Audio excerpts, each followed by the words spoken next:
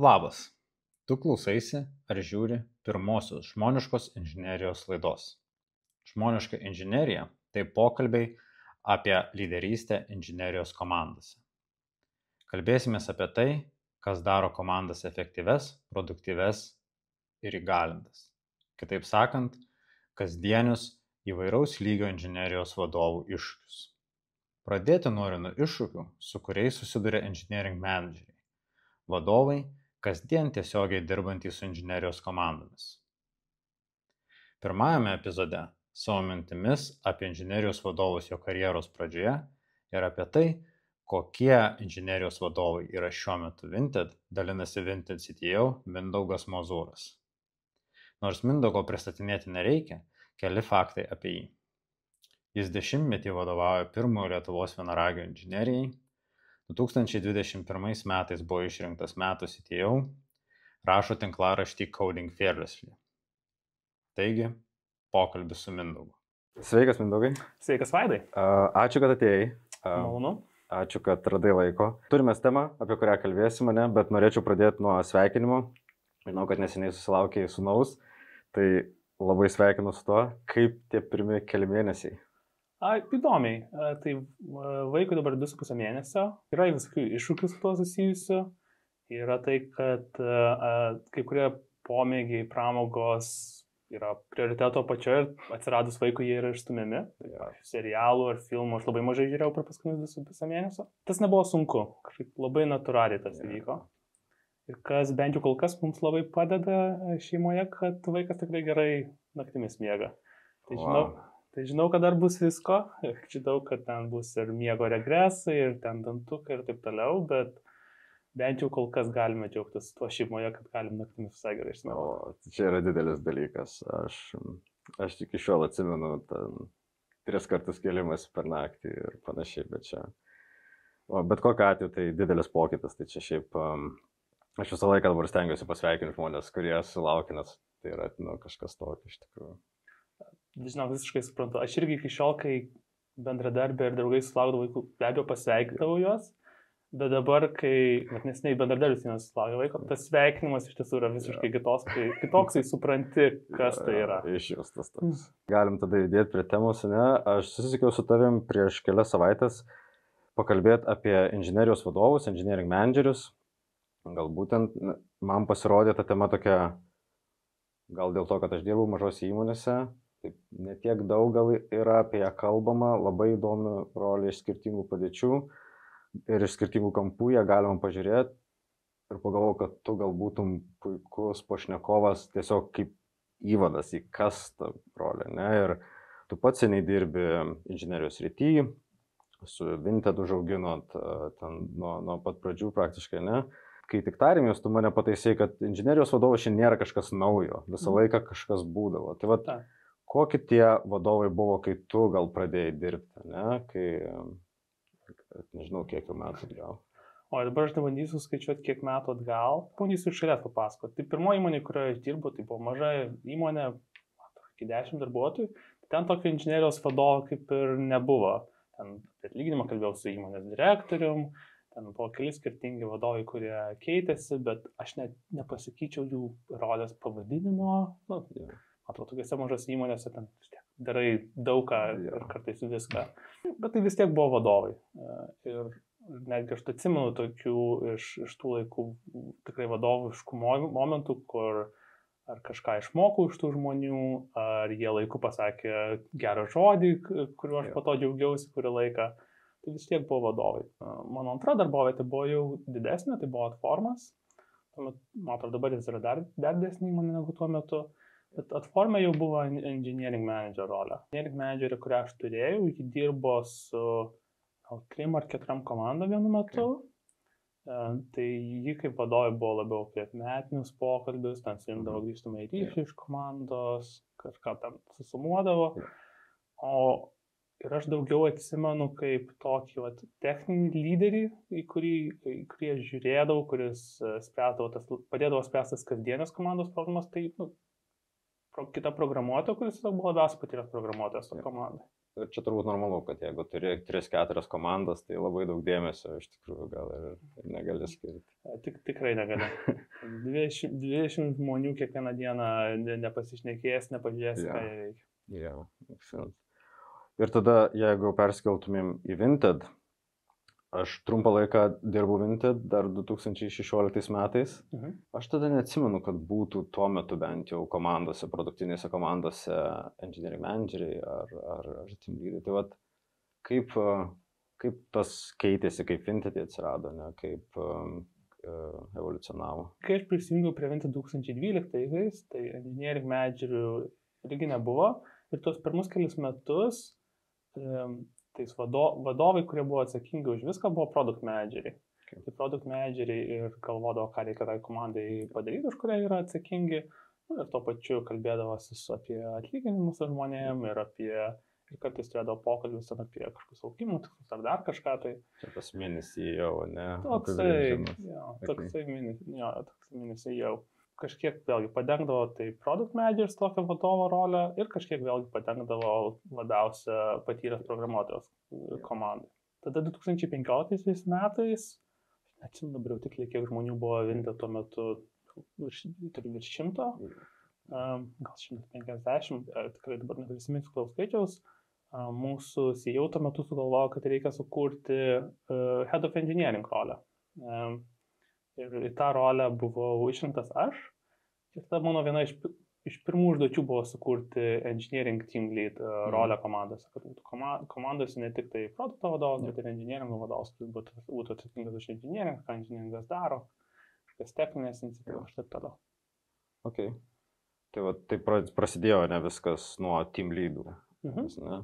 Ir kaip tada keitėsi per laiką čia 10 metų. Kaip pasakiau, 2015 nepagalvojau, kad tai yra prieš 10 metų, bet senokai. Ta rolė keitėsi labai daug. Tai pradžioje ta rolė buvo labai apie darbą su žmonėm. Matau iš dalies dėl to, kad aš ir pats pirmą kartą buvau vadovas, tai pirmiausia, man norėjosi suprasti, kaip dirbti su žmonėm, kaip jiems padėti augti ir taip toliau. Ir man atrodo, tai labai formavo tada kokia ta engineering team leadų rolė buvo. Bet per laiką jį patapo, pasakyčiau, pilnesnė ir tikrai apimanti labiau visą tą atsakomybę, kaip aš ją dabar įsivaizduoju. Kaip aš dabar įsivaizduoju engineering manager rolę, ir dabar jau ir pavadinimas pasikeitė, tai kad engineering manageris yra atsakingas už delivery, lietuviškai gamybą turbūt. Tai yra pirmiausia už tai, ką komanda padaro, kaip greit padaro, kaip kokybiškai padaro. Ir tai jokiais būdais nereiškia, kad negalvoja apie žmonės, bet galvoja pirmiausia per tą perspektyvą, kaip padėti formuoti tą komandą, kaip padėti ją augti tam, kad komanda galėtų daugiau padaryti, geriau padaryti, greičiau padaryti. Žinau, yra staff inžinieriai arba ten daro kitas senior plus jos vadina, ne, dažnai. Ir tada yra engineering manageriai, direktoriai. Tai vat, gal čia net 2 klausimai iš tikrųjų galim pradėti, kaip jie skiriasi. Ir tada įdomu man asmeniškai, kodėl startuoliuose, tech įmonėse, kur greitai auga, kodėl jie apskritai yra atskirtos kaip ir šitos 2 rolės, kai daug kur iš tikrųjų tai yra labiausiai patyręs inžinierius, koks nors yra vadovas ir tada vis ten viskuo rūpinasi. Ir aš pradėsiu truputį nuo kito kampo. Pradžioje, kai mes kurime engineering team lead rolę, tai engineeringo team leadas mes dar tikėjomės, kad ir programuos. Tai pradžioje ta rolė buvo ir vadovas tuo pačiu, bet ir programuotojas. Labiausiai tikėjome, kad labiausiai patyręs programuotojas komandai. Per laiką mes supratom, kad tas neveikia ir dabar engineering manageriai yra manageriai. Niekas nesitik, kad jie programuoja. Jeigu turi laiko, gali, bet tokio lūkesčio nėra. Man lengviausia būtų papasakoti, kodėl reikia staff inžinieriaus ar senior staff inžinieriaus rolės per save. Mano komanda taip pat yra principal engineer. Tai yra keletas senior direktorių, kurie yra atsakingi už kažkokias didesnės organizacijos dalis, aš iškau lietuviško žodžio savo galvoje. Ir taip pat yra principal engineer. Principal engineer yra tas žmogus, kuris daugiausiai mano komandai praleidžia galvodamas apie architektūrą, kokias technologijas mums reikės ateityje naudoti, Ir taip pat dirba su senior staff inžinieriais ir staff inžinieriais, kurie savo organizacijų dalyje sprendžia panašias problemas. Galėtumėt pateikti labai konkretų pavyzdį, apie ką galvoja Principal Engineer. Tai prieš keletą metų mes priėmėm sprendimą, kad savo backend'e naudosime jau nebe tik Ruby, bet ir Go programavimo kalbą. Tai yra sprendimas, kurį priėmė mano Principal Engineer. Jis apie tai galvojo, jis tarėsi su senior staff inžinieriais ir jis parengė šitą pasiūlymą ir tada mes pradėjome naudoti Go. Įtikino tave, kad Go yra... Įtikinti jam nebuvo sunku, bet tai yra pavyzdys, kur aš niekaip negalėčiau skirti tiek dėmesio tokiai konkrečiai temai, o tai yra kažką apie ką jis gali iš tiesų daug galvoti, spręsti ir parengti pasiūlymą. Yra daugybė kitų temų, architektūrinių technologijų, kurias jis sprendžia. Čia turbūt anksčiau būdavo architektas rolė vadindavosi dažnai, ne? Taip. Okay. Ir man atrodo labai geras pastebėjimas, nes man atrodo, atforma, kuriame aš irgi dirbau, man atrodo, būdavo architektai, kažkaip taip šviečiasi, kad būdavo. Tik man atrodo, tas žodis architektas turi tam tikrą poskonį, architektas sėdi kažkur ten toli, nusprendžia ir nesigilina, kas iš tikrųjų vyksta čia realybėj. Man atrodo, tie pavadinimai staff engineer, senior staff engineer, principal engineer, vis tiek sako, kad tai yra programuotojas, tai yra žmogus, kuris turi suprasti, kas iš tikrųjų vyksta su kodu. Tai va, ir kadangi šitie žmonės, ir staff inžinieriai, ir principal, turi suprasti, kas vyksta su kodu, tai kiek turi suprasti, kas vyksta su kodu tada engineering manageriai? Labai geras klausimas. Mes turime tikrai engineering manager, engineeringo direktorius su įvairiom patirtim. Man atrodo, nesuklysiu pasakymas, kad daugelis jų yra dirbę su technologijams savo rankomis, turbūt daugelis yra jų rašę kodą. Bet man atrodo, tai nėra būtinybė dirbant engineering manager be engineeringo direktoriaus rolę. Nors tai nėra būtinybė, tai yra naudinga. Ir man atrodo, žmogus, kuris ateis dirbti engineering managerio roliai, bet be tos techninės patirties, vis tiek turės, kaip pasakyti, labiau pasistengti, skirti dėmesio, vis tiek kažkiek perprasti technologijas ir taip toliau. Turbūt suprasti net patį procesą kartais yra labai, netgi ne tai, kad naudinga, o privaloma, jeigu tu esi atsakingas už delivery, už funkcionalumo atsiradimą, neefektyvumą. Taip. Tai tikrai turės įgilinti, įdėti tą pastangą, kad perprasti. Be abejo, žmogui ateinančiam iš technologijų tai bus lengviau, bet tikrai yra labai sėkmingų engineering manager, engineering direktorių pas mus, kurie tos savo rankomis programavimo patirties neturi, bet tikrai dirba puikiai. Nes čia klausimas ir iš asmeninės patirties, nes aš iš data analitiko, data inžinieriaus, data duomenų mokslininkų, data scientisto, atėjau ir aš, kai pradėjau dirbti, tokį labai didelį imposterio sindromą jaučiau, kad aš nebuvau inžinierius ir aš dabar čia vadinuosi engineering manageriu ir inžinierius turiu kažkaip juos, juos vadovauti, netinkamas žodis turbūt, kažkaip padaryti juos efektyvesniais ar kad jie laimingesni būtų. Tai buvo daug tokio, kai tai viską iš eilės, bandai kažkaip užpildyti tas spragas. Bet aš sutinku su tavim, kad šita pozicija yra turbūt tiek plati, kad iš bet kurios, kad ir iš kurios krypties ateitum, ten programavęs ar neprogramavęs, ar šiek tiek programavęs, visą laiką bus, kurie per šoną, ką reikės pasimokyti. Tai... Visiškai. Ir dar labai priklausys nuo tos komandos ar tos organizacijos dalies konteksto, su kurio dirbė.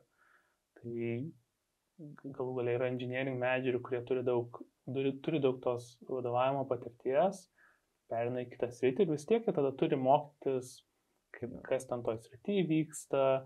Galų galiai tai yra kažkokia net šiek tiek kitokia sritis, toj srity yra kažkaip truputį kitaip dirbama, tai mokytis vadovo darbe visada yra ko.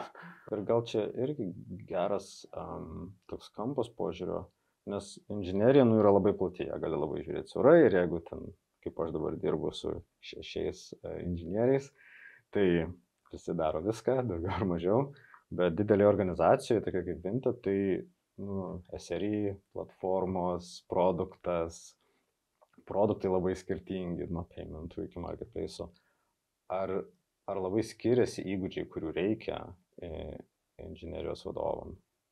Tai tikrai kažkiek skiriasi. Dalis to bus apie žinias. Tai pavyzdžiui, žmonės dirbantis pas mus vadovais infrastruktūroje turbūt negalėtų taip lengvai imti ir peršokti dirbti inžinieringo vadovais produkto dalyje, kur žmonės dirba būtent jau tiesiogiai su mūsų produkto kūrimu. Ir be abejo atvirkščiai, žmogus, kuris dirba tiesiai vadovų produkto kūrime, iškart peršokęs infrastruktūrą, pradžioje gali būti šiek tiek sunku ir reikės laiko įsivažiuoti. Turbūt daugeliu atveju. Nebijoju, kad yra išimčių.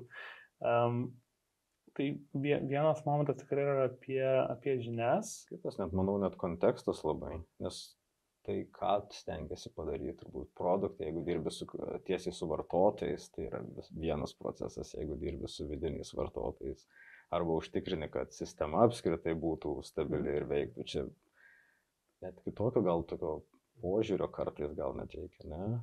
Taip, bet žodis požiūrio dar visiškai sutinku ir man tai primena, kad ir tas pats komandų darbas tikrai gali labai skirtis. Pavyzdžiui, mes turime komandų pas mus produktą, kurios dirba su kenkėjiškais vartotojais. Gražus vadinė. Ačiū. Tai ten darbas iš tiesų yra daug intensyvesnis, nes kažkoks incidentas, kažkokia ataka gali kilti bet kada. Ir tada tas darbo tempas, darbo pobūdis labai skiriasi nuo komandos, kur yra dirbama, vystoma kažkokia produkto dalis, ramiai, neskubant, darom eksperimentą, darom kitą eksperimentą ir ieškom, kas čia galų galia geriausia veikia.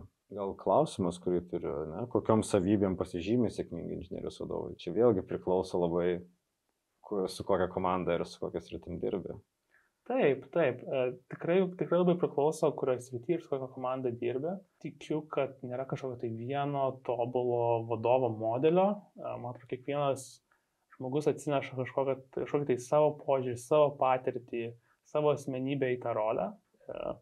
Ir man atrodo labai svarbu bendrai darbė stengtis būti kiek galima labai autentišku, bet ypač svarbu vadovams būti autentiškai savimi.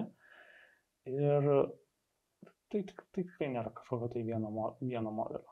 Labai guodžianti mintis būtų, jeigu būtų vienas būdas būti geru, ne? Ir čia turbūt ką ir supranti, bet dirbdamas, kad iš vienos komandos, jeigu eini kitai komandai vadovauti, reikia mokėti prisitaikyti ir rasti, ko gal reikia būtent tai komandai. Tai va čia. Ir ne tik perinant iš komandos į komandą, man atrodo, kad mes kaip vadovai sprendžiam kiekvieną savaitę kažkokią tai kitokią savaitę, kažkokią kitokią situaciją. Ir tos situacijos galbūt yra panašios, ten, kur žmogui nesiseka padaryti darbų. Gal pavyzdžiui, šitas yra pasikartoja mano vadovo gyvenime. Bet vis tiek kiekviena ta situacija yra kažkuo unikali, kiekviena, kad reikalauja šiek tiek kitokio prieimo prie tos situacijos. Tai sakai, kad reikia pristerinti prie perinant iš komandos komandą. Man atrodo, kiekvieną savaitę reikia galvoti, kaip aš tos savaitės iššūkius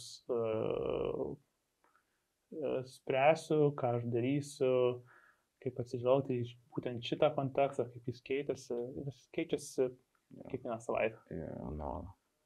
Kalbant, kad engineering manageris neturi programuoti, ne, ir kad yra žmonės, kurio gal rūpinasi techninę lyderystę, kaip tada patapti engineering manageriu taip pat, ne? Nes tai tada skamba kaip nėra laiptelis tiesiog vienas į viršų nuo ten, nežinau, senior programuotojo ar kažko. Turbūt tai yra daugiau negu laiptelis. Jeigu galvoti, kad ten nuo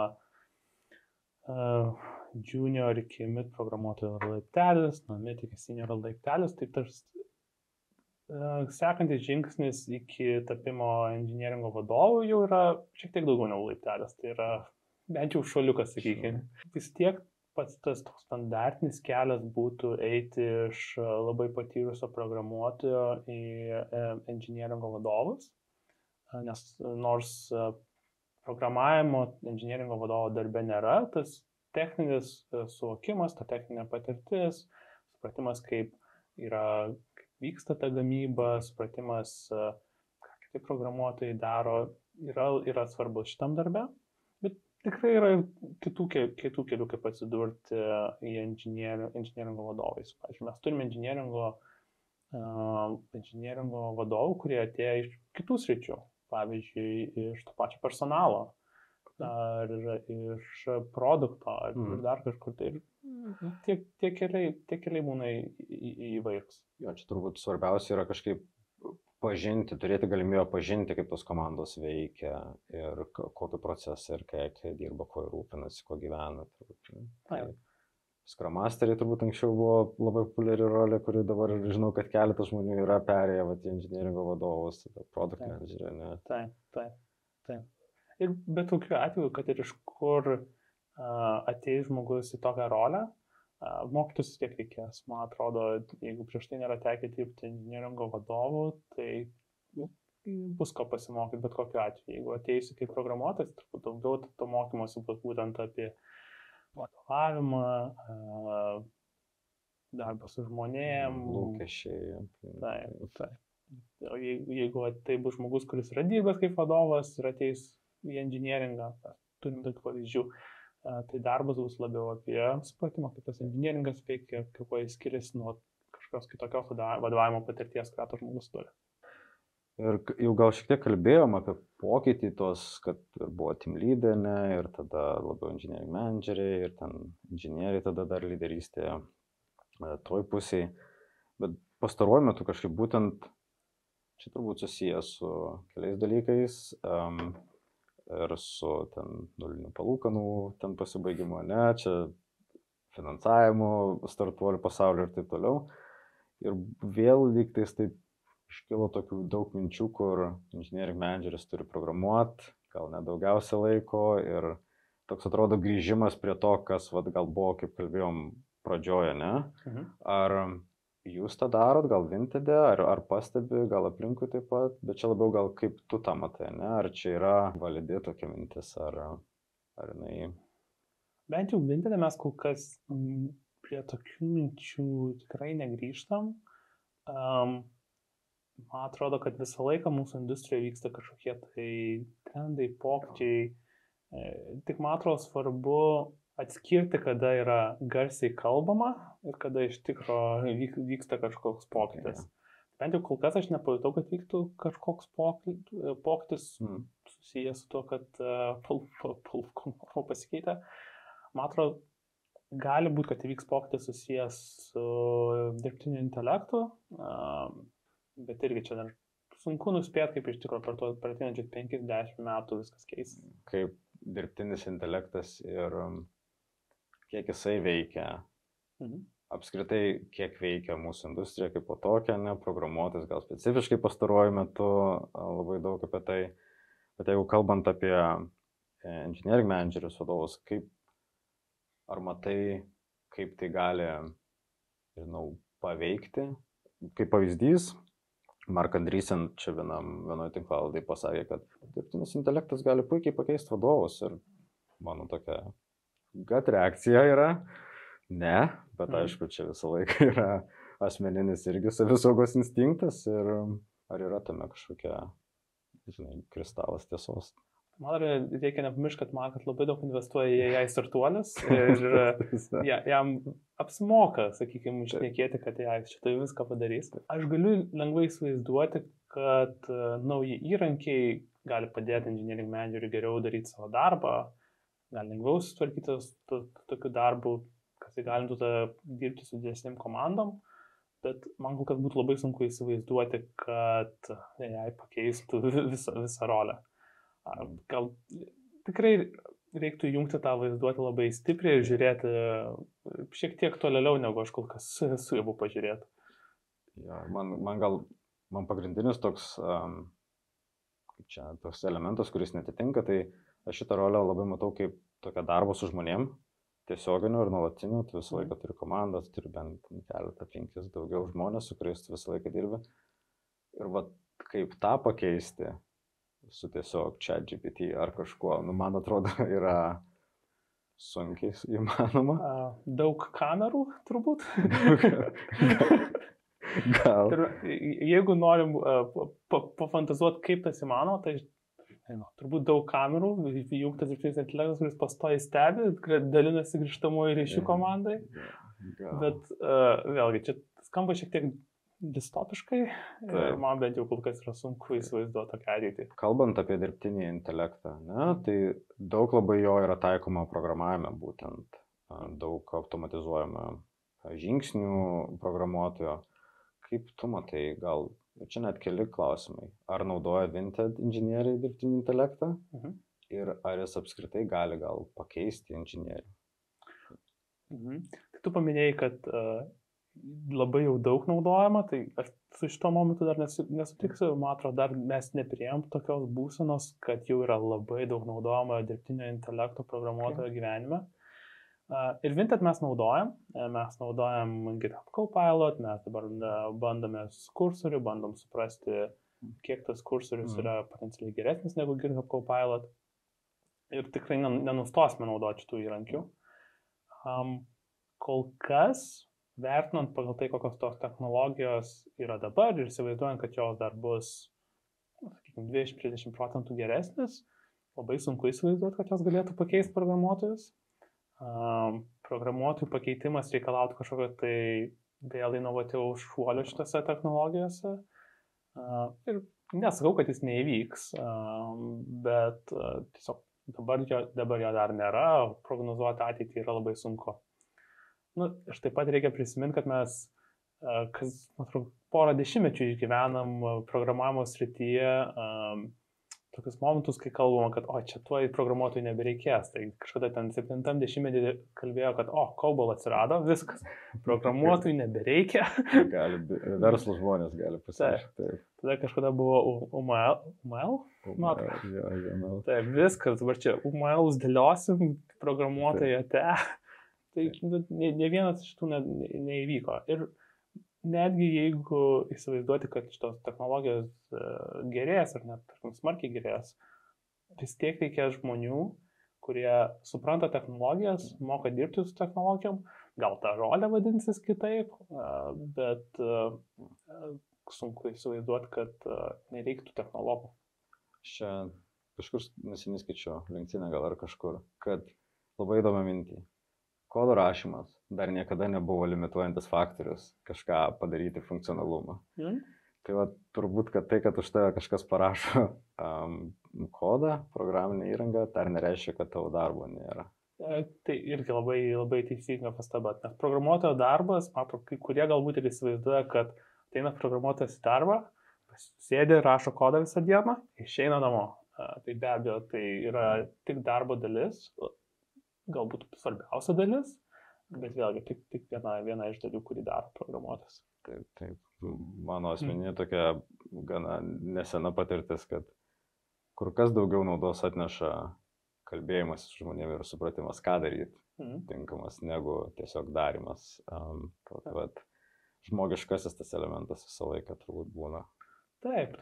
Ir galų vis tai baigėsi tuo kažkokiu pakeitimų technologijos, kažkokiu kodo parašymą ar dar kažko, bet daug dalykų įvyksta aplink tai. Bet tada kalbant apie vadovus, kaip tu pats naudoji dirbtinį intelektą savo darbę? Tai aš kažkiek naudoju, daugiausia naudoju, kokį čia žodį pakartoti, pasitart, turbūt. Gal šitas žodis yra tiksliausias, tai aš panaudoju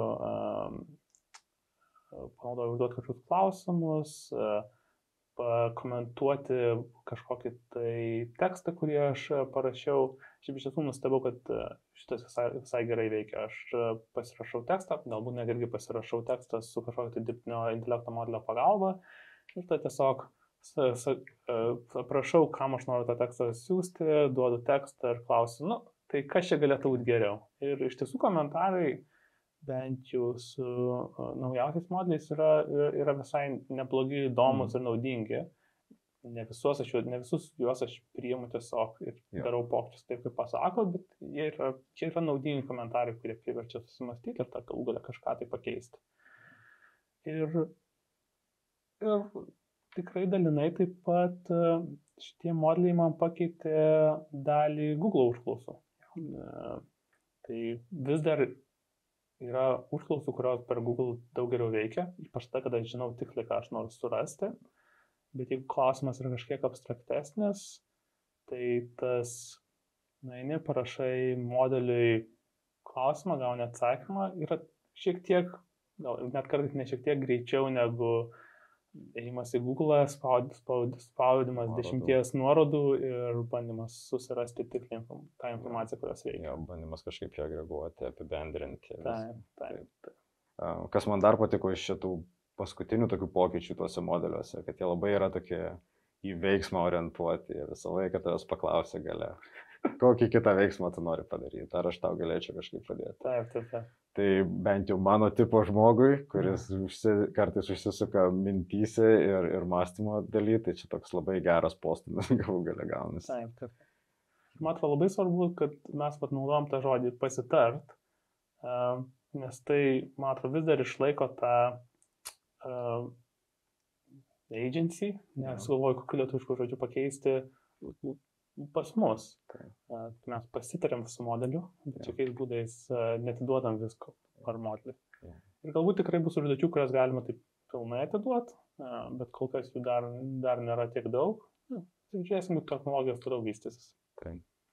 Tuo labiau, kad turbūt jau ir dabar tame pasitarime yra vertės. Visiškai. Ir pabaigai, iš tikrųjų, norėčiau, kas tave pažįsta, žino, kad daug skaitai. Aš pats ir Gudrycuose ir daug labai gerų knygų rekomendacijų savo pasiimu.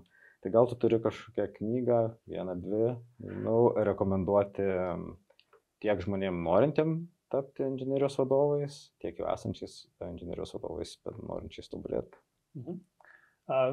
Tai labai sunku apsiriboti tai 2 knygom. Ir sunku apsiriboti dėl to, kad aš matau tą inžinieringo vadovo rolę kaip labai plačias, labai įvairių aspektų egzistuoja ir tikrai nėra kažkokios 1 ar 2 knygų, kurios pilnai padengia. Pasistengsiu apsiriboti 2. Tai pirma knyga, kurią aš rekomenduosiu, yra High Output Management. Ji parašyta vieno iš Intel co-founderių, tai yra jau šiek tiek senesnė knyga. Man atrodo, vis dar labai tinkama, labai aiškiai ir paprastai sudėliojanti, apie ką yra vadovo darbas. Ir vėlgi, nereiktų jos priimti kaip Biblijos, tai yra, manau, kad tai vis tiek, tai yra labai, labai, labai naudinga knyga. Man atrodo, tai yra viena iš pirmų knygų, kurią man rekomendavo mano tuo metu vadovas, kai aš tapau Head of Engineering. Čia turbūt tokia Biblija, man atrodo, ypač tech srity, kadangi Grovas parašęs. Man iš tikrųjų, aš gal 2 mintys, šią skaičiau kelis kartus iš tikrųjų. Ir tai vienas gal buvo toks, kad susitikimai yra vadovo darbas. Ir kai tu tampi gal vadovu ir pradedi daug juose dalyvauti, jautiesi kartais net blogai, kad nieko visą dieną nepadariau, susitikimuose praleidau. Ir tada kitas buvo gal toks, įdomu, angliškai Task Relevant Maturity jis apibūdina, ir man gal tai buvo naujas konceptas, kurį aš toj knygai būtent suradau, kad visi žmonės atliekant tam tikras užduotis, kaip ir tobulėja jas atliekant. Tai vat, labai kreipti dėmesį į tai. Net jeigu yra labai patyręs žmogus, labai nauja užduotis, tai vis tiek vadinasi yra nauja užduotis. Dar yra kitas panašus konceptas, vadinamas situacinė lyderystė, man atrodo, irgi labai svarbus dirbant vadovo darbą. Tai tas supratimas situacijos konkretaus žmogaus ir supratimas, kaip aš dabar su tuo žmogum turėčiau dirbti. Tai yra situacija, kur tas žmogus yra labai patyręs, žino, ką daro ir mes pasitarėm, ir mums padarys, nieko daryti nereikia. Ar tai yra žmogus, kuris pirmą kartą daro tokį užduotį ir reikia dirbti artimiau, padėti ir taip toliau. Tai čia buvo viena knyga, o kita knyga, tikiuosi pasakysiu teisingą pavadinimą, bet yra tokia autorė Camille Fournier ir knyga vadinasi Likti Manager's Path. Engineering Managers Path. Čia turbūt jie vadinasi The Blue Book, mėlynoji knyga, man atrodo, ne? Taip, ji tikrai yra su mėlynu viršeliu, nors aš skaitau daugiausiai per Kindle. Tai yra knyga nutaikta būtent į inžinieringo vadovus ir ten yra nupasakota, kaip gali atrodyti tas vadovo kelias, kaip atrodo skirtingos rolės ir vėlgi šiek tiek pasigilinama į konkrečias situacijas, konkrečius aspektus tos rolės. Tai yra naujesnė knyga ir kadangi yra nutaikta būtent inžinieringo vadovus, tai irgi, man atrodo, labai naudinga naujiems inžinieringo vadovams ar žmonėms, kurie nori tapti inžinieringo vadovais. Man atrodo, sustoti ties ta vieta, kur vadovam buvo skirta ir kadangi aš dirbu su komandom, tai galvau šitą pasiliksiu, kai ateis laikas. Bet taip pat buvo daug, nors neatsimenu tokių iš High Output Management, turėjau tokių tikrai labai daug, nors iš tikrųjų ir yra gana senai parašyta ir tas jaučiasi skaitant. Taip. Tai ten yra dalykų, kurie, man atrodo, dabar verčia kilstelėti antakį, bet tie pamatai, kurie toj knygoje yra, man atrodo, tinka daugelį vadovų bet kokioje srityje. Ačiū tau už pokalbį ir ačiū, kad sutikai pakalbėti. Ačiū tau, tikrai buvo smagu ir lauks, kol galėsiu pažiūrėti šitą epizodą ir tuo labiau ateities epizodus. Tai buvo pirmasis iš tikiuosi daugelio pokalbių lyderystės inžinerijoje tema. Nuorodas į Mindaugo minėtas knygas rasi aprašyme. Šiam kartui tiek, daugiau pokalbių rudenį, o kol kas lauksiu grįžtamojo ryšio apie ką ir su kuo norėtum išgirsti pokalbius ateityje. Ačiū už skirtą laiką ir iki.